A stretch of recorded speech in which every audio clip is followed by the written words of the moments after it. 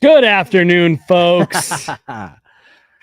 Nailed it, as we always do. Jesse Montano, JJ Jerez. We got to be out of here by 1:13, I just learned. I have to be physically leaving, skirting away. Gone. 1:13. 1:13. Got things to do, people to see. What people do you have to see? If you really want to know, I'm meeting with a hard money lender so I could keep piling on those fix and flips that I'm buying and keep fixing and then flipping them. Fix first? Well, yeah. Usually you can't just sell it and then be like, I'll fix it for I'll you come later. back later. Well, nice. That should be, hey, if you're looking for a real estate agent, yeah. JJ Jerez. I used to say that, and you once were like, I'm not actually a real estate agent, so you shouldn't be saying that. No, I've always been a real estate agent. There was a stretch of time where I was focused primarily on just fix and flipping, but I enjoy doing both. So, all right. Yeah. Well, I enjoy having you here. Thanks. Damn, doesn't enjoy hanging out with me. Technically a little bit of a different look to the pod today. We're down a cam. Oh, yeah. So it'll likely just be this. I don't know. Maybe Jay can just put just me on and we can cut you out completely. But shout out to Jay, literally from the airport. Walked in here. It reminds me of a guy I know who once did that. You, Jesse, remember you would fly home from the Avalanche road trips. You'd still be in your pajamas or whatever you call your flight clothes, and you'd come and we'd talk some Avalanche. And the other way around, too, there have been a couple times where you would sit here, have a conversation with me on this podcast, and you'd fly out. Yeah, straight from here. Yeah, so. Doesn't it feel like that was years ago? Yes and no. I feel like the summer's flying by, right? It's only, a month? Probably just under 2 months, a month and 3 weeks till training camp gets going. Then we've got to figure out the schedule for the year, too. Have you taken a look at the schedule? I haven't, deep dived into it, but I've definitely, this seems like a more favorable schedule than what we've seen in years past. Yeah, I do know there's a couple heavy periods, but heavy periods are part of life, I guess. No, they're part of every. Obviously, that came out wrong. They're part of every NHL schedule. Shoot, we're off to a hot start. Off to a flying start here, folks. Are we getting Guerilla sports calendars made? We are. Heck yes. All those people out there who loved the calendars that I made that had my goofy real estate face and my real estate team on them, we're going to be making them Guerilla Sports branded, so you don't have to look at me and my coworkers anymore. You can just have great Guerilla Sports branding on your fridge. I know, me included, I know you're one as well. A lot of people out there, the ones I sent 2 years ago, because of course last year we dropped the ball and we didn't get them made in time. The ones I made 2 years ago are still sitting on my fridge, probably still sitting on other people's fridge. It just becomes a part of your fridge. Without it, your fridge starts to look naked. So we'll get replacements for everybody out there this year. I know I love those. They're so super helpful and convenient. Be like, when's the game? Oh, nice. We got it Wednesday at 7 or Wednesday at 8:35. Mine was on. We have a metal trash can. Mine is, I see your face every time I throw something away. On the trash. Yep. Right where my face belongs. Hey, thanks, Jesse. It's there, isn't it? It's made for your fridge, not your trash can. Well, my fridge that I had at the time wasn't magnetic on the front. What kind of fridge isn't magnetic? There's a lot of them now. Really? A lot of the stainless steels. They're magnetic on the sides, but you can't stick anything to the front. Huh. Looks cleaner, obviously, but then you don't have places for your artwork. Right. Yeah. Where's my wife supposed to hang the paintings that I made for her? Yeah. You know? Yeah, we will have those calendars coming very soon. Very, very soon. So let us know if you guys want one. We'll get one out to you. They're not officially ordered yet. I think they take a second to be ready to go. Because we're gonna do them for a couple of different teams. So we're gonna have my idea. Slightly tweaked design. My idea's blown up on the top. Yeah. So love it. Keep an eye out for that. Keep an eye out for that. Everything else you just want to riff about before I get into the couple topics that I've got man, here? I could riff for days. So no, right. It's okay. Let's talk hockey. Let's talk some Avalanche, and then if there's room for riffing at the end, because there probably will be. This is off-season time. Very little to talk about. So we might have plenty of room for riffing at the end here. Yeah. I do want to start by giving a shout out to our friends over at Altitude TV. They did win a couple of local Emmys these last couple nights. The 2023 Avalanche season won the best live sporting event season for broadcast here in the local Emmys. And they did also win for sports programming, single programmer series for the Pierre Lacroix Hall of Fame video that they did. I know Peter McNabb was a part of the 2023 season, broadcast team. Broadcast, the word completely slipped my mind. So he was included on that as well. So I know it's kind of an emotional day for them. But big shout out to our friends over at Altitude. Oh, I thought you'd at least be like, yeah, for sure. That's great. I was always told that if you have nothing nice to say, don't say anything at all. Talking about Peter McNabb. I didn't have something nice to say about Peter McNabb. Of course, Peter McNabb's great. That's it. All right. Shout out to them. I wanted to talk. I wanted to kick things off today with MATVEI MICHKOV, Philadelphia Flyers. So he arrived in Philly today. So the mystery of if he's coming over, all that stuff is kind of put to bed. But I guess first of all, have you followed any of what he's done? Like watching any of his highlights since he was drafted? No, not really. I mean, like, dude, impressive player in the KHL. I'm anxious to see what he does over here. What I wanted to talk to you about with this was this has been a weird situation since he was drafted. To remind folks who maybe don't remember exactly how this all played out. Last year in the Connor Bedard draft, MATVEI MICHKOV, you talk to a lot of people.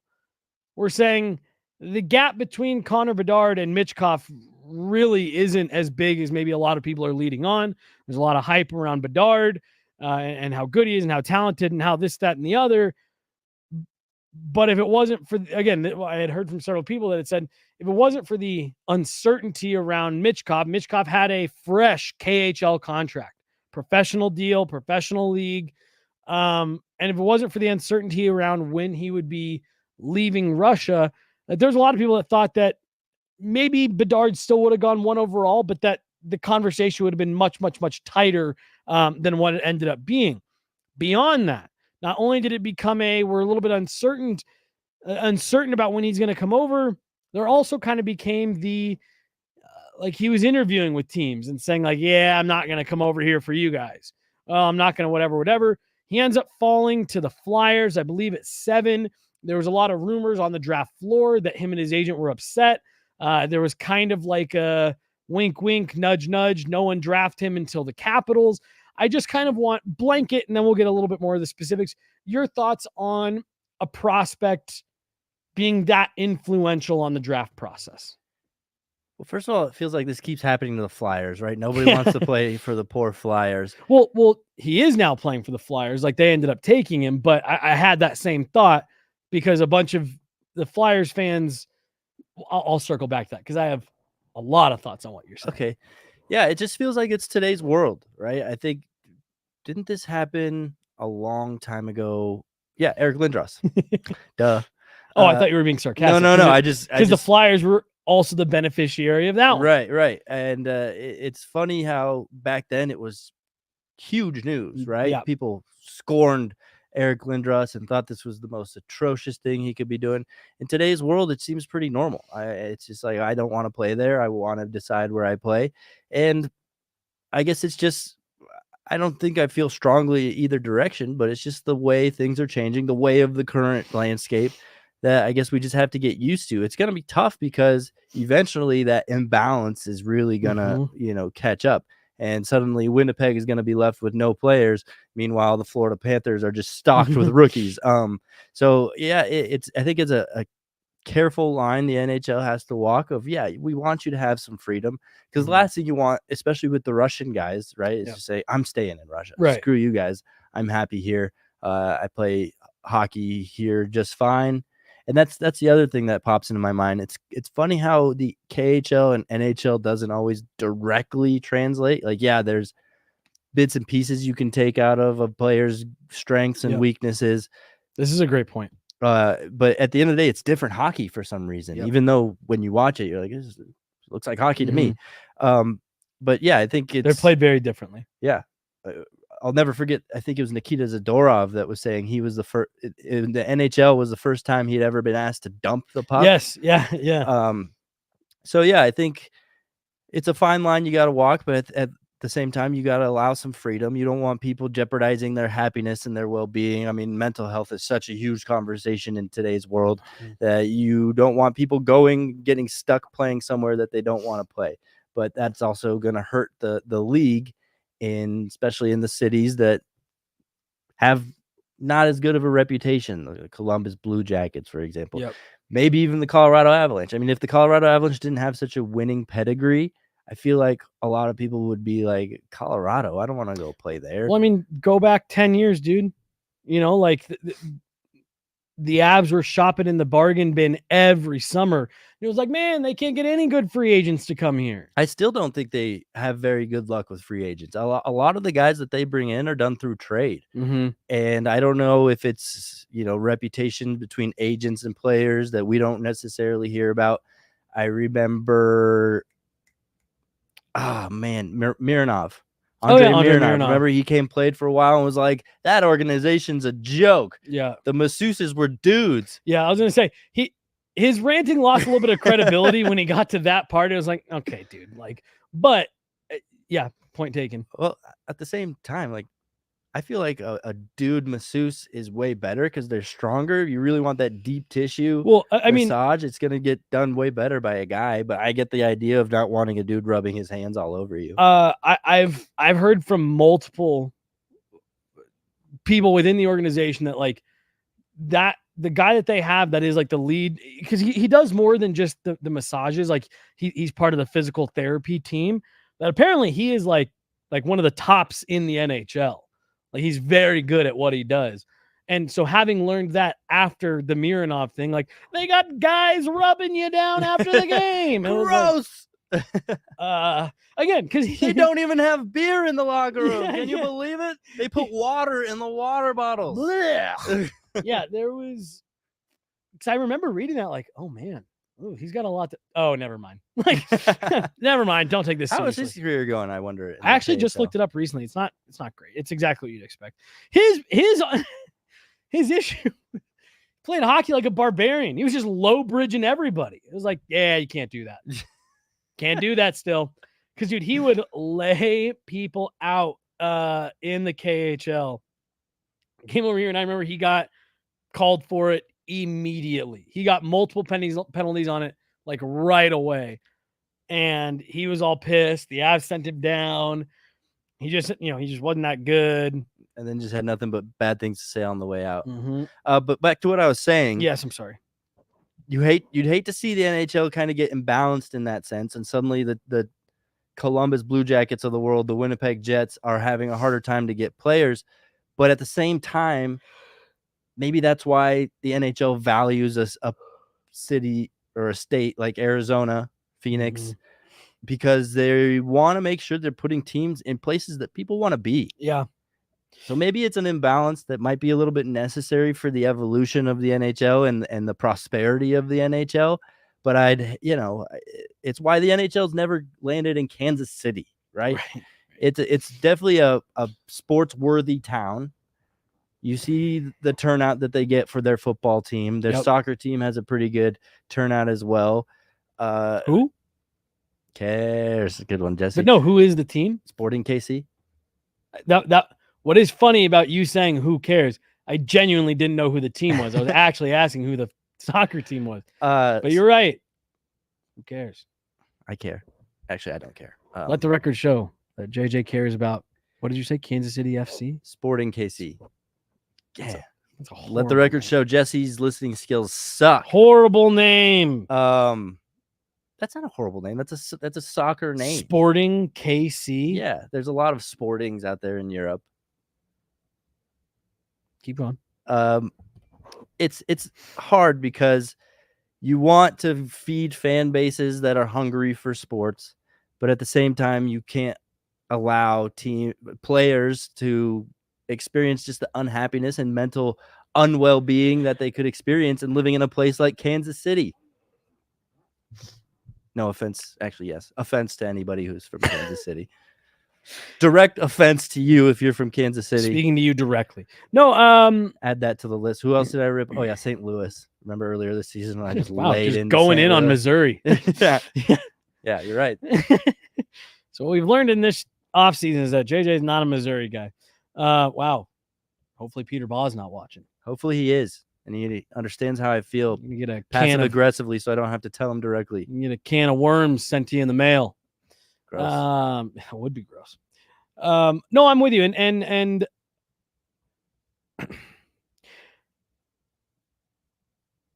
so I want to talk about the Flyers first, real fast. Yeah, I threw 45 ideas at you there. Yeah. No, you're good because Cutter Gauthier last year, right after popping off at the World Juniors, publicly comes out and says, "I don't want to play for the Flyers." Who owned his rights? And that kid was dragged up and down Philadelphia. What's his name? The new GM who was on Danny TV. Briere. No. I'm sorry. Not Danny Briere. Keith Jones. Oh. Danny Briere is the GM. You are 100% correct. Keith Jones got on TV and was like, and he doesn't want to be in Philly. We don't want him. And we want players who are here. And, so many Philadelphia media members. Who does this kid think he is? Talking about where he wants to go. Who does this kid, he's accomplished nothing. He's done nothing and blah, blah, blah. And they conveniently leave out that when Eric Lindros threw a fit about being drafted 1 overall, well, who was there to pay a king's ransom and set up the Avalanche to win multiple Stanley Cups? Because you had a whiny, pouting Eric Lindros. While they're saying all that about Cutter Gauthier, they're all currently crossing their fingers that MICHKOV is going to come over after saying, I'm not playing there. I don't want to play there. I don't want to play there. I don't want to play there. Maybe one of these teams is allowed to draft me, and then maybe I'll come over.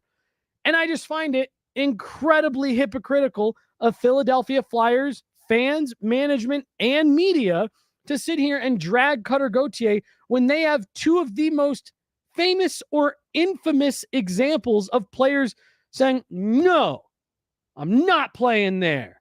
I'm a rookie and I'm going to dictate where I'm going. And the Philadelphia Flyers have been the beneficiary of, like I said, maybe the two most famous instances of that with the two most high-profile prospects. Yet when Cutter Gauthier says, I think I'd rather go play somewhere else, suddenly that's unacceptable. And who does this young man think he is? Who is this rookie and this prospect, blah, blah, blah, blah. It's just incredibly hypocritical of Philadelphia. Go ahead. I have 3 thoughts. Perfect. I'm just going to send more thoughts your way to keep throwing you off the rails. I think Eli Manning was a guy who did that too in the NFL. And John Elway, I think, was also a product of doing that. So it's not like a new thing in sports. It's just maybe becoming a little more frequent. I think about Connor McDavid in all this. And just like,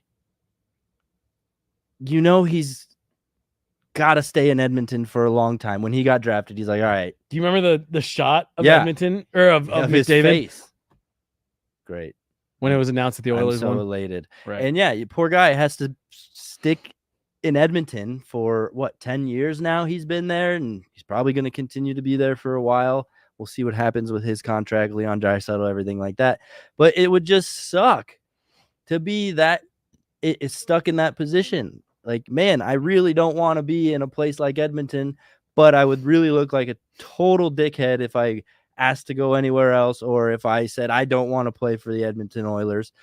So that's my first thought. And then, like, what's so bad about Philadelphia Flyers or the city of Philadelphia that people don't want to go there? Well, and so now look, where I totally understand.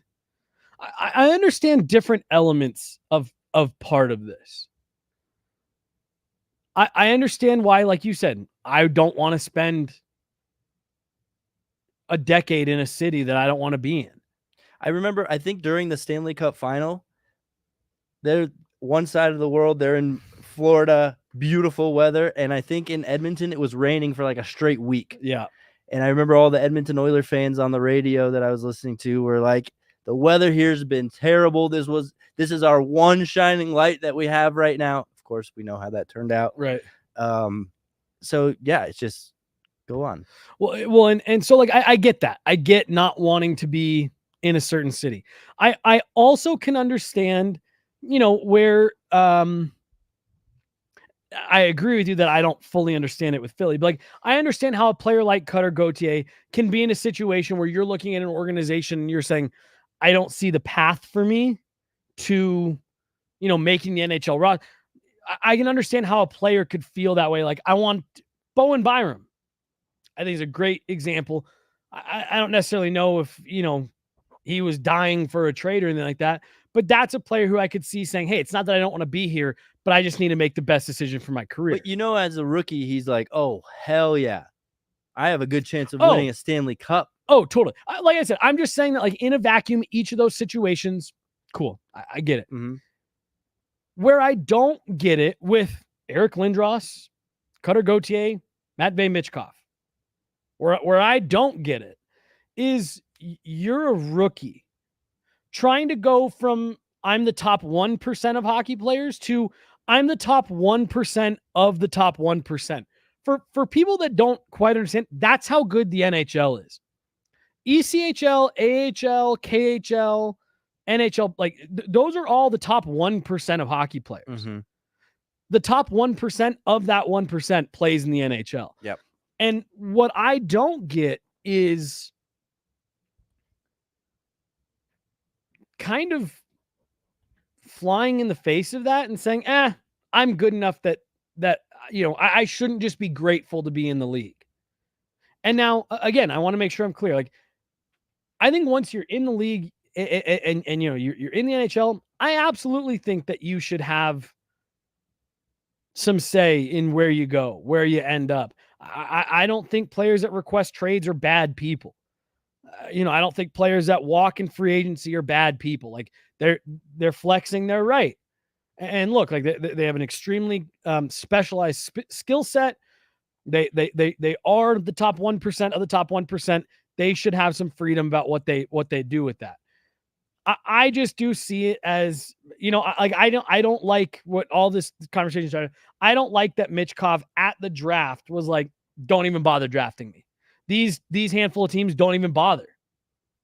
Because it just, to me, now you're changing. Like, what if Bedard had done that?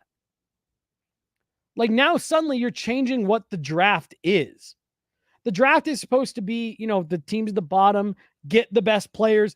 And what I like, the story that has gone a little bit viral over the last decade here in Avalanche land is in the 48-point season when everything was on the table, that allegedly the Avs were out shopping Gabe Landeskog, Eric Johnson, Matt Duchene, that EJ and Gabe Landeskog went into management's office and said, look, you got to do what you got to do. We're not going to tell you that you can't trade us. We don't have that right. But what we are going to tell you is that we would really like to be part of the solution here. We would like to work to get better, to grow this team to be a Stanley Cup champion. That's exactly what they did. There is an element of it to me when you see players that say, I don't want to go to that team because they're not good.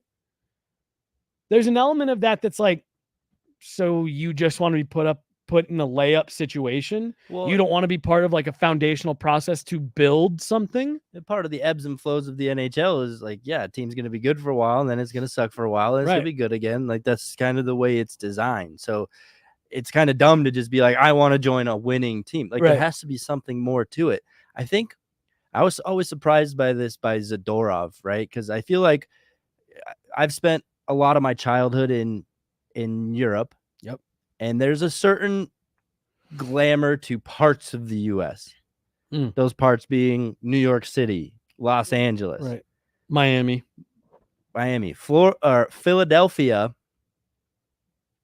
I don't know. It sounds like an in-between. Like I don't feel like there's such strong hatred towards Philadelphia from around the world that he's like, I don't want to go to that city. That city sounds terrible. I want to get drafted by the Rangers or the Kings. Philadelphia doesn't strike me as one of those cities that is like, I brought up the Blue Jackets and the Winnipeg Jets. So I don't know where this is stemming from. And I feel bad for Danny Briere because he's like, I'm trying to do my best over here. Well, I mean, he's got Michkov now. Like, they draft him and he's in Philly. Still, it came with hurdles. And like there's suddenly this stain on the organization really that nobody wants to play there. But I get what you're saying. I have no issue. I have no issue with players exercising their rights to go to other teams and move on from their situations. I just think the NHL has got to be real careful with what happened with this Michkov situation.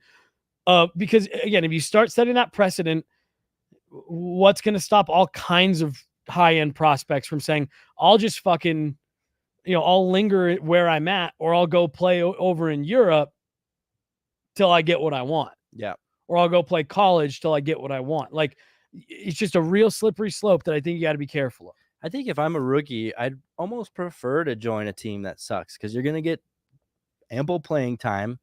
You're going to get a little more wiggle room on, what you do wrong and what you do right. Mm-hmm. You're going to get more chance to grow. And it'd be very rewarding to one day, hopefully not too long, maybe 3-4 years after you get drafted, that, all right, suddenly we're a contender. Suddenly we've built something really special here. I think it has to be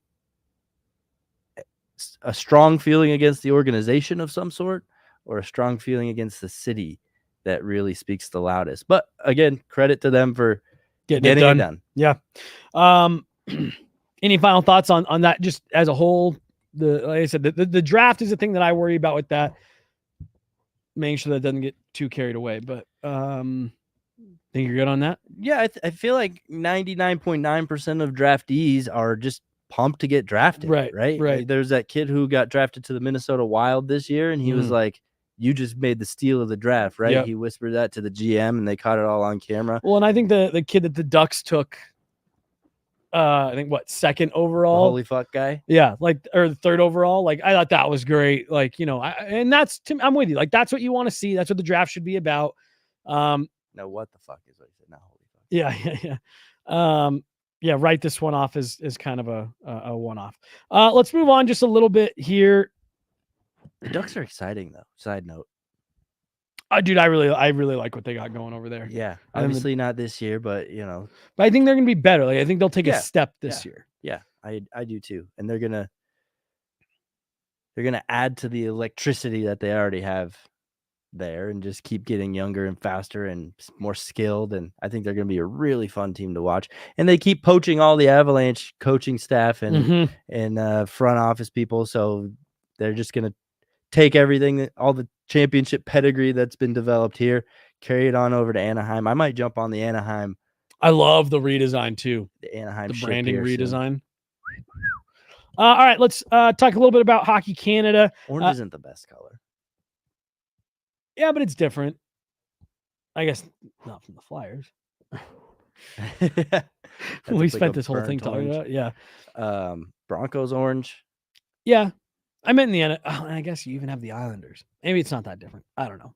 I would have liked to see them go back to the eggplant and teal, but what do I know? I just worked. Yeah, the eggplant, dude. Those Jaguar pads, the 580 Jaguar pads, where he had them all eggplant with the teal. Oh man, those were the like silver accenting, just real subtle. Yes. Woo! Yeah, dude, I love that shit. Hockey Canada has announced Tampa Bay Lightning GM Julien Brisebois will be the GM for Team Canada for both the Four Nations face-off next year and the 2026 Olympics. Kyle Dubas will join as Director of Player Personnel. Julien Brisebois obviously helped build a lot of what the success we saw in Tampa. Steve Yzerman also played a role in that, while Julien Brisebois was the AGM. Kyle Dubas has won absolutely nothing.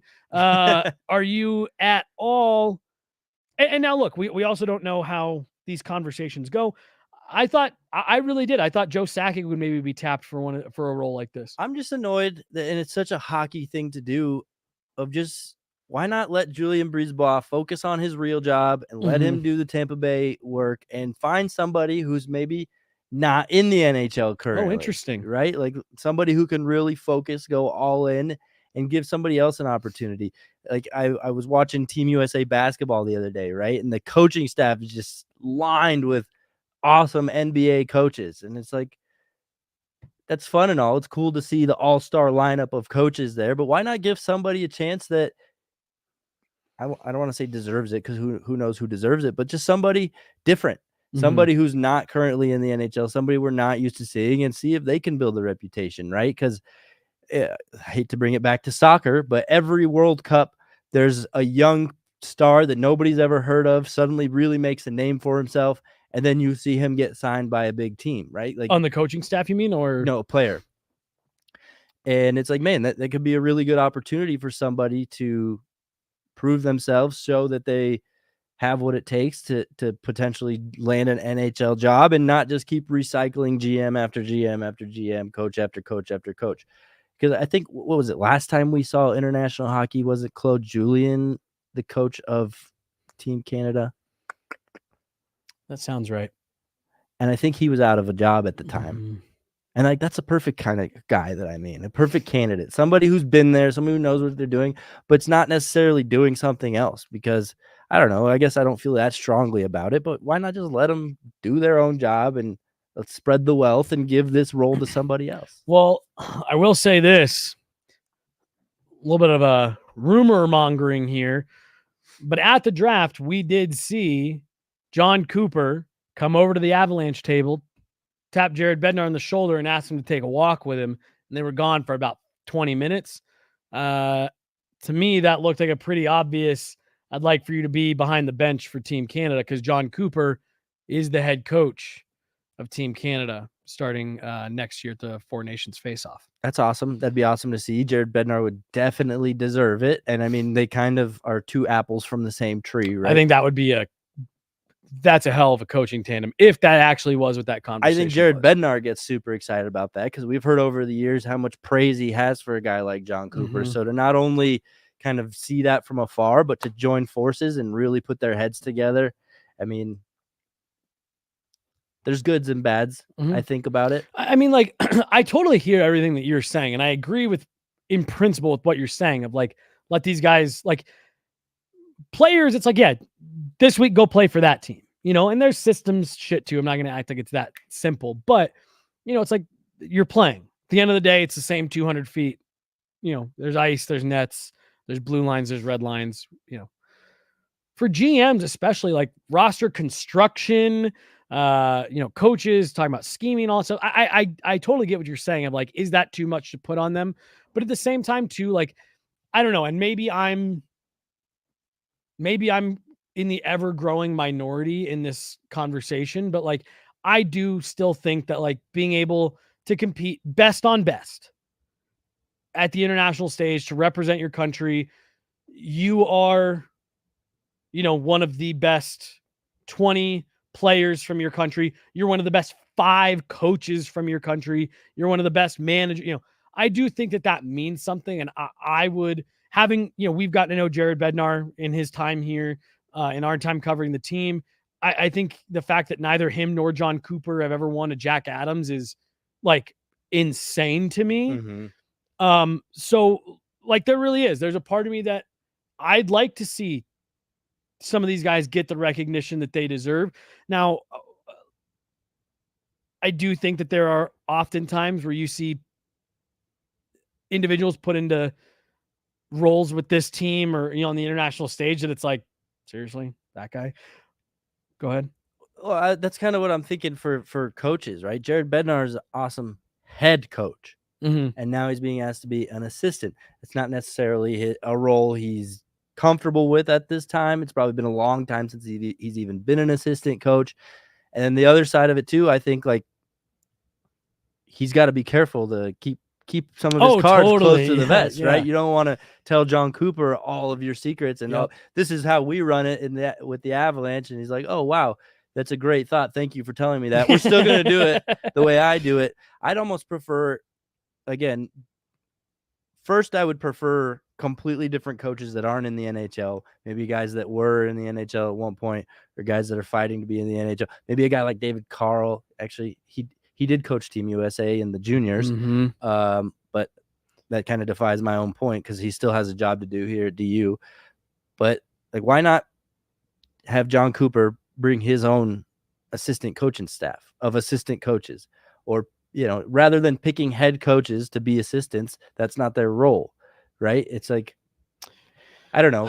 I hear what you're saying for sure. And I'm not going to die on this hill. It's just the way I feel about it.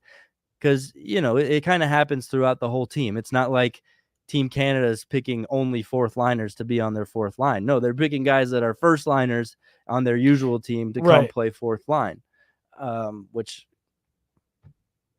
I don't know. It's just part of the conversation. Well, and I feel like I'm playing devil's advocate more than really saying how I strongly feel about it. Because I think this is I do think this is the conversation around it, though, where it's like, it's the entire conversation around players going to the Olympics in general.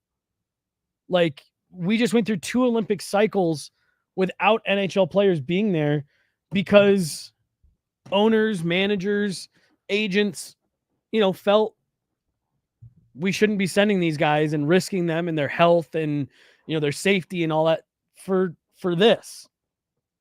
It's not what we're paying them for. It's not their job. It's a fun extra tournament they get to play in. But like I said, with that, I do think I asked Jared Bednar 3 times last year, but the last time he laughed at me because he said that he hadn't thought about it. Hadn't thought about it at all, about being on the Jesse, you idiot. Yeah, kicked me in the shin. Yeah. Oh, Jared, I'm sorry. But I know if you truth serum that dude, this is a guy who's coached, who never made it to the NHL as a player, coached in the ECHL, then in the NHL, then in the AHL. He did that for almost 2 decades, worked the minor hockey ranks before making it to the NHL, had the worst season in modern NHL history tied to his name. And now suddenly he's a Stanley Cup champion. And I think being asked to be on the Team Canada staff would really mean something to him. I could almost see him answering a question like that, like with that smirk that he has, like, well, I'd rather be the head coach, but yeah. I'm very proud of this. Like I'm excited about it. Blah, blah, blah. Yeah, dude, totally. So I do, having now gone 2 Olympic cycles without the NHL participating, I am excited to see NHL coaches and GMs and players get to be part of the best on best, and we get to see who is at least perceived as the best at what they do for their country. When I first read it, I thought I read it as the Montreal GM, and I was like, what are we doing here? Then I reread it. I was like, oh, Julian Breezeball, that makes a lot of sense. I wonder how it would go if a team, rather than just taking the 20 best players from your country, you took the best first liners, the best second liners, the best third liners, and the best fourth liners. You want the answer to that? It'd go terribly. Team USA at the World Cup. Remember, they thought they were like, we're playing 3D chess with everyone. We brought the right players to shut down Canada. And they brought like terrible players. Like, what are we? I guess I don't remember that fully, but if it's been done and it's failed, then all right. Well, it was very much like we didn't take the best players. We took the players that we think are going to match us up the best. And everyone was looking at the roster like, you're going to get your ass kicked. I'm going to pull it up actually. World Cup. What year was that? I don't know. Perfect. Thank you. Shit. It's an interesting thought. I don't know, right? Because it's weird to take a guy who's used to playing first, second line minutes and ask him to play a fourth line role. Especially, I don't think John Cooper or Jared Bednar would be willing to deviate from the way they use guys, right? Cale Makar is probably still going to play 25, 26 minutes a night for Team Canada. Okay, so this was in 2016. So just kind of like take myself back. Yeah, to 2016. And I want you to tell me if you think this was the best roster Team USA could have put together. Matt Niskanen, Jack Johnson, John Carlson, Eric Johnson, Joe Pavelski, Zach Parise, James Van Riemsdyk, Ryan Kessler, Brandon Dubinsky, Ryan Suter, Derek Stepan, Kyle Palmieri, Blake Wheeler, Ryan McDonough, Ben Bishop, Jonathan Quick, Dustin Bufflin, Corey Schneider, David Backus, Max Pacioretty, TJ Oshie, Patrick Kane, and Justin Advocator. They really tried to outgrit the rest. Now I remember the conversation and the narratives around that. They really wanted to just get some hard workers. Right. We're going to outwork the rest of the teams. But yeah, no good. That's got to be the only. What were the goalies? Bishop, Quick, and Schneider. Yeah. That is one thing now that, like, the one thing that could completely derail Canada in the next two best on best tournaments is their goaltending. Yeah. It's like Jordan Binnington. Ever since Carey Price retired. And Jordan Binnington's been like, what do we do? Right. Jordan Binnington's terrible. It's him and Stuart Skinner are the... I wouldn't say he's terrible. I think he had a pretty solid year this past year. I think he's pretty bad, dude. I disagree. I think he's... I don't think he's a starter. I don't think he's a Team Canada 1A type of guy, but I wouldn't call him terrible. Definitely like Thatcher Demko, Connor Hellebuck, and Jake Ottinger way more than Team USA's goalies. Right. More than I like Jordan Binnington. Yeah. Team USA's got it going in net. Team Canada's roster is going to be bananas. Covered in coconuts. Big Kamala Harris fan? No. What does that have to do with it? I don't know. Apparently she made a comment about coconuts a few years ago, and now coconuts have been all the meme rage on the internets, on the World Wide Web. I was just saying that it's nuts and bananas. Oh, okay. Well, it just seemed like a really specific reference, and everyone... Politics, I don't follow. I don't know. I don't understand. I almost said, who's Kamala? I almost said her name wrong. I'm out on politics. I'm just... Like I said, I saw that trending yesterday, like, oh, the coconut tree, right? I was like, what? And apparently that's to do with her. Huh. I don't get it. Who knew?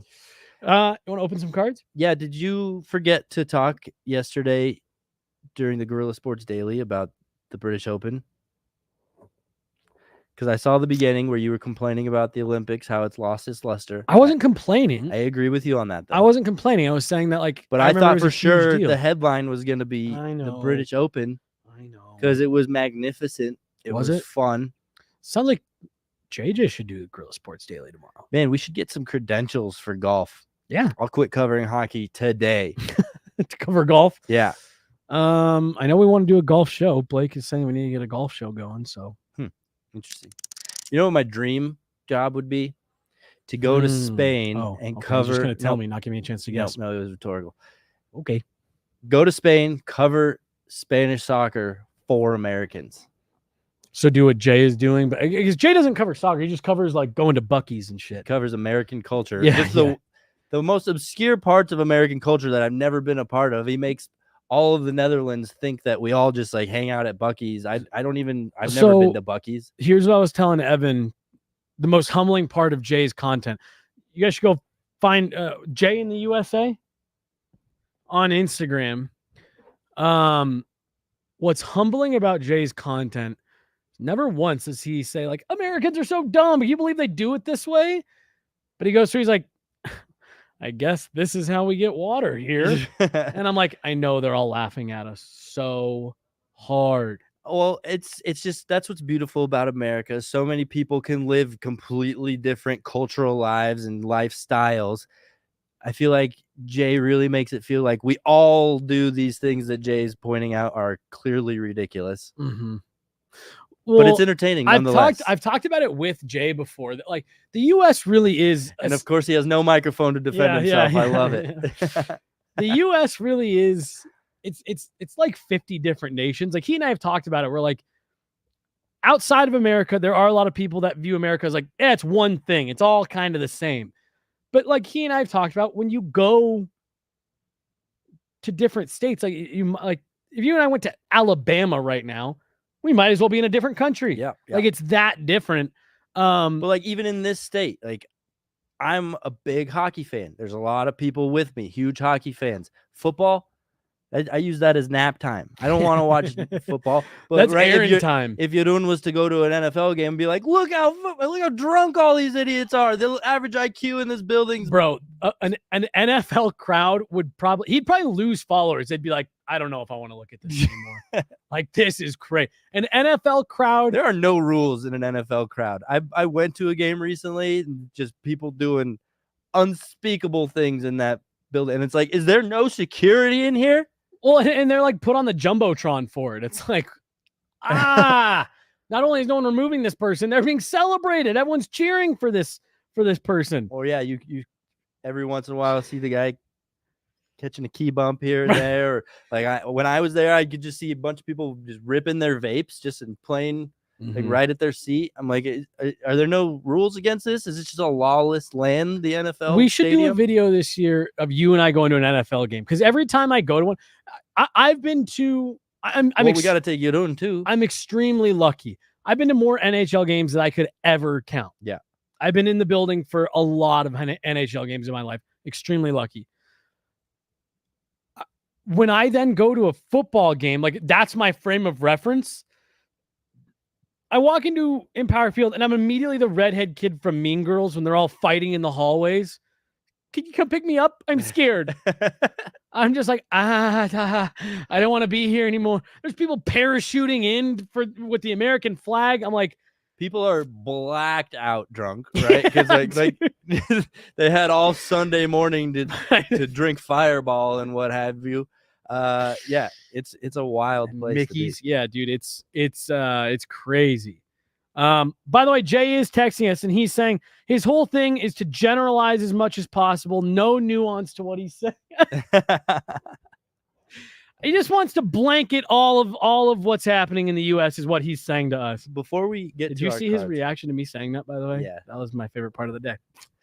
Before we get to opening our cards, I always tell you how. So back in 2019, when Ryan Bolding and I were doing a podcast together, we were like, what happened to cards? Like, cards used to be so cool. Let's try to make them cool again. So that's when I started collecting cards again. I wanted to whip out some of my, and this is going to be a 4-part series. These are my current updated cards. Wow. I have a binder. I have another binder of old cards, 2 of them actually, from when I was like 5th to 7th grade. And then I have 1 box of like 80s cards.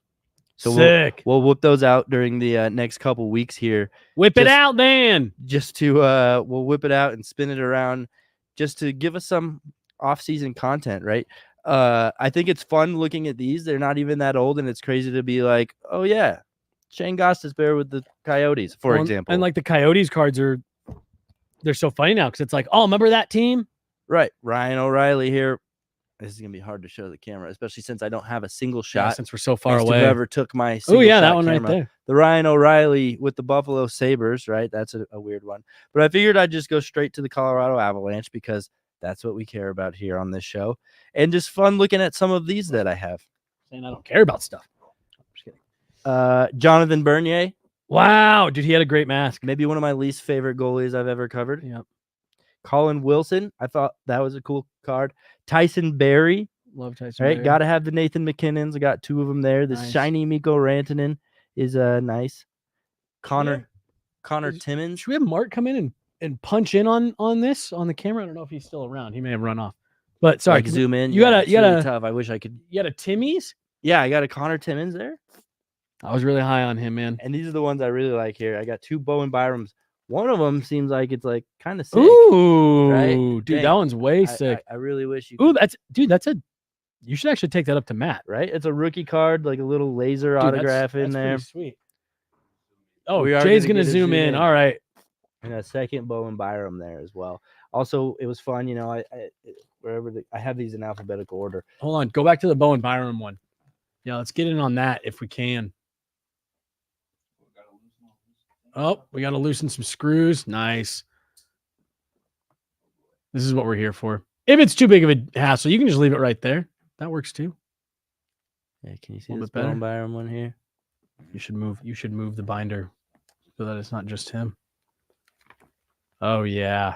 This is content, baby. This is going great. This is content. Zoom in on our crotch if you can, Jesse. Crotches. We don't share the same crotch. How long have you been collecting these? Since 2019. So this isn't like stuff that you had. This is stuff you've like gone out and acquired. This is my new binder, right? All right. I have old ones that I'll bring in next week and whatnot. But it was fun seeing like the Montreal Canadiens, Jonathan Drouin. Nice. Or just looking at places where guys have been, right? Vinny Trocheck with the Florida Panthers. Here I also have a Tyson Berry with the Edmonton Oilers. Just see if you can collect all of his Infinity Stones, all the different teams Barry's been on. And then the last ones I wanted to get to out of this binder. Oh, damn. I thought you were going to go to a Matt Duchene Ottawa Senators one. No. I do have a Paul Stastny Vegas Golden Knights. All right. Like that. I like that one. This All-Star pack that I got for some reason. All players from the All-Star game. That's pretty sweet. Get the glare out of here if we can. McKinnon. That one, for example, is Nathan McKinnon. They're all in All-Star jerseys, which I thought was unique. I don't feel like I've ever really seen that out of hockey cards, just purely All-Star versions of them. But yeah. Dude, just part of our summer of hockey cards here. Love it. I figured I'd bring a great these in. Summer of hockey cards. Yeah, look, I've collected quite a few since 2019. I think I told you every time I'm at Target, I just check if they have a box available. They usually don't. So that way, when they do have them, I'm like, oh, hell yeah. Perfect. Buying one. I've just had so much fun opening these up. You going to go first? No, you always go first. I go first. Sorry. All right. We got a 2022-2023 Series 1. 22-23. McDavid on the front. So a year back. Where are the 23-24s? I'm really excited about this card that's in the back, but we'll save that. Kicking it off with a David Pastrnak, Boston Bruins. A little bit harder to see this week, folks. Dylan Strome, Chicago Blackhawks. Right here, we got a Mattias Ekholm still with the Nashville Predators. To your point, just an interesting. Not there anymore. Yeah. Alex Nedeljkovic.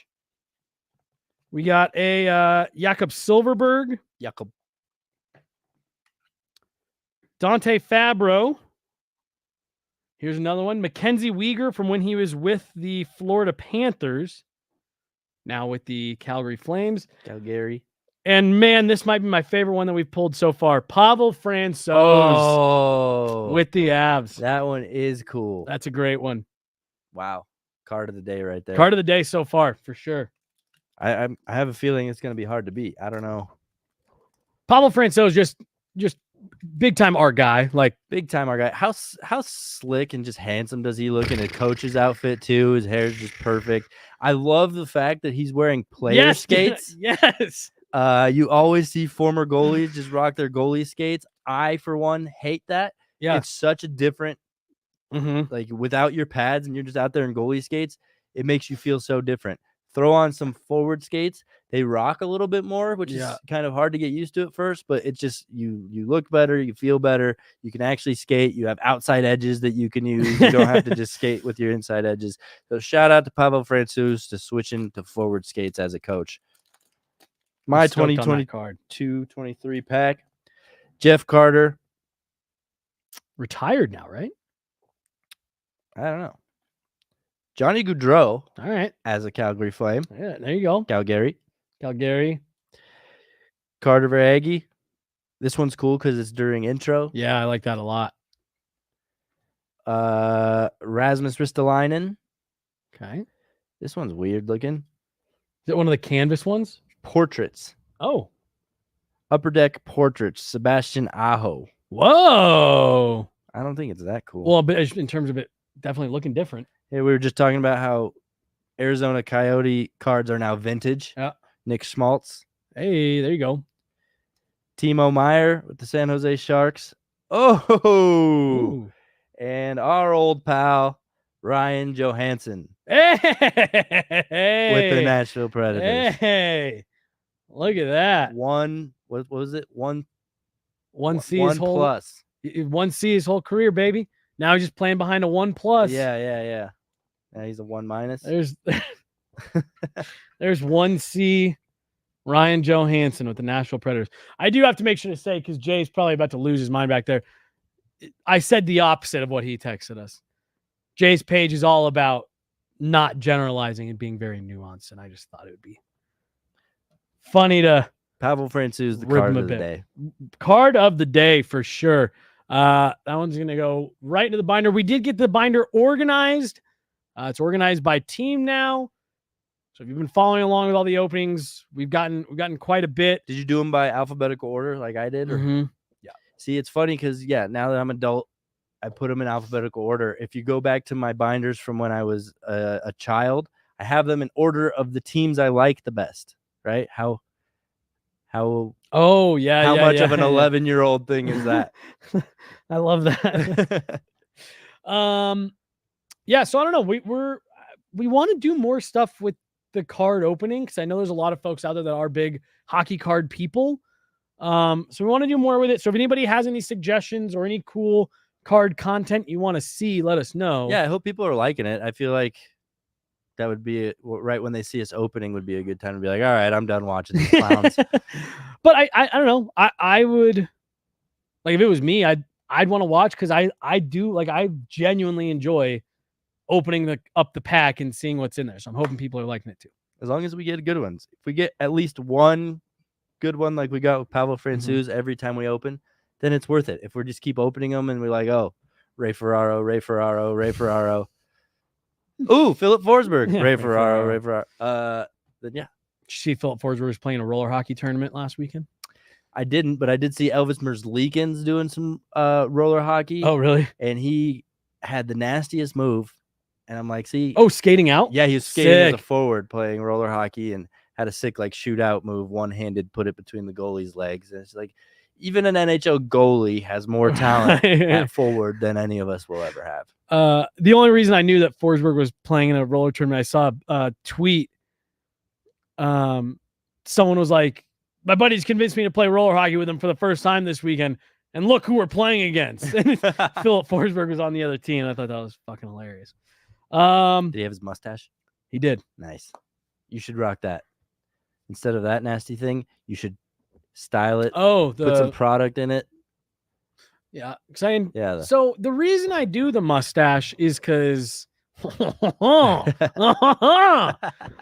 in the locker room next year after Sam. Oh, hey, I was just summer. Will you talk to me now? Yeah. I say no. Get out of my face. It's like, what the fuck? No. Kicks my ass.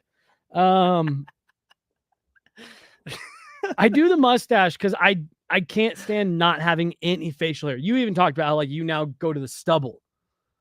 So I like to clean it up because my beard gets kind of scraggly looking every now and then. So it's like to clean it up, but don't like to have nothing.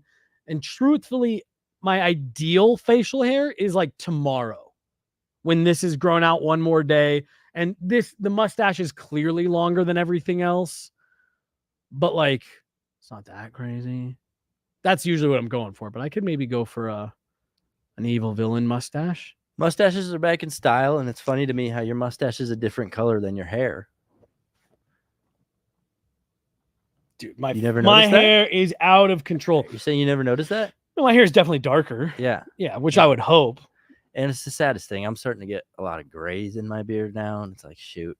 Me, right down here. Shoot. Yeah, but you keep it pretty short. Yeah, I do. Fascinating conversation here to end the show. Well, I mean, we had so many things to riff off of, and this is what we ended up with. Congrats to Todd Helton. Just hey, I did talk about that yesterday on the Daily Show. I know you did. Yeah. Instead of the British Open, Xander Schauffele winning his second major of the year. You want to know why I didn't? Because at the last second I said, "Oh shit, the Open." You probably forgot it even happened. No, I didn't. Truthfully, and I was like, "Oh man, I should probably talk about that." And I didn't know how to pronounce his last name. So I got too scared. Schauffele. And you weren't here to tell me. No, I wasn't. I was hoping that deep in your mind you were like, JJ's gonna be so pissed for not talking about the. I'm being 100% dead serious. I had that thought. I didn't put it on my rundown. I was like, JJ's gonna give me shit for that, and you did. Perfect. So I'm glad it all worked out. Perfect. Olympics golf this week. That'll be fun. Yeah, dude, I'm just stoked for the Olympics in general to start this time of year. No, that's what I was saying. You weren't listening. I was saying, doesn't it feel like there's less buzz around it? Because like I remember when I was a kid that like some of the track and field events were who was the guy? He had Johnson. Michael Johnson. Was it Michael? Okay, that's what I thought. He had the gold shoes. Like, dude, when he was running, it was like if you're not sitting in front of the TV watching, you're an idiot. Or Usain Bolt. Right. And when they would run head to head, there was the one a few years ago when Usain Bolt ran against that dude from Canada who had beat him in like an Olympic qualifying event. And then Usain Bolt smoked him at the Olympics. Like that was all must-see TV. Like if you weren't watching the Olympics back when we were younger, or Michael Phelps, there's no those guys anymore. And I just what I was talking about on the Daily Show yesterday was why is that? Is it social media? Is it streaming platforms? Is the fact that you don't have to watch live TV anymore? I don't know what it is, but like the summer games specifically, like there's nothing else going on right now. There's regular season MLB. And so I don't know. I just thought there'd be more hype. Yeah, I am hyped about the golf. Yeah. Speaking of Soccer? the Netherlands, the soccer's really? Yeah, because it's like U21s. Oh, that's lame. And every team gets allowed 3 players that aren't U21s, right? More to the subjectivity of golf or hockey. I mean, or fucking soccer. Come on, yeah. I guess we do need to end this. Those are my 3 favorites in that order. The Netherlands. I don't know if you heard about what happened with their. Are they cheating? Golf team? No, like their best golfers. They were just like, we're not sending you to the Olympics, and the golfers were like, why? They're like, we don't think you have a chance. You're not very good. And the golfers were like, what the hell? So they like literally like sued the country or the Olympic committee of the country and trying to get sent to the Olympics to represent their country. And their country was like, no. They're like, no, eat shit. Yeah. All right. Well, classic Netherlands just causing all kinds of problems. Causing problems. All right. Not being very good at what they do. Let's get out of here, guys. All right. Wow, we went over an hour? Yeah. Damn. Good job, us. Oh, I thought that was Jay finally coming in like, I've had enough. I'm coming in to set the record straight. Drop the gloves. Yeah. All right. Well, it's great to see you. Yeah. As always. Great to see you. See you next week. See you Friday? Maybe. Will you be here Friday? I don't know. All right. We'll have to all wait and see. Jay's back there running the board. We got Chloe hanging out in here as well. For those two, that's JJ Jerez. I'm Jesse Montano. Thanks so much, guys. We'll talk to you soon. Bye.